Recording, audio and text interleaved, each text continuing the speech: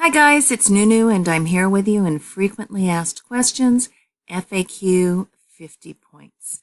All right, let's survey this assignment and see what we have here. We have a due date link and we have directions and we have FAQ, Frequently Asked Questions, and we have a total of 10 questions on the page. All right, let me go ahead and read the directions with you. Use this link to answer the frequently asked questions FAQ 1 through 10 below.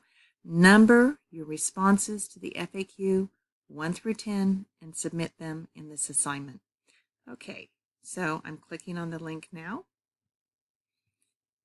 FAQ answers, and you would read through this page to find the answers to the 10 questions.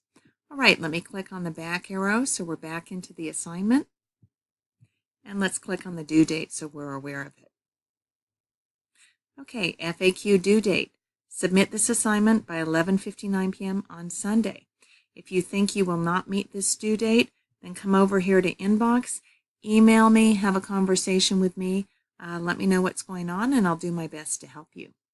Okay, so I'm going to go back into the assignment, clicking on the back arrow. We are here in Frequently Asked Questions.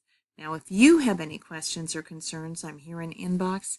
You're never bothering me when you email me. You're never emailing me too much.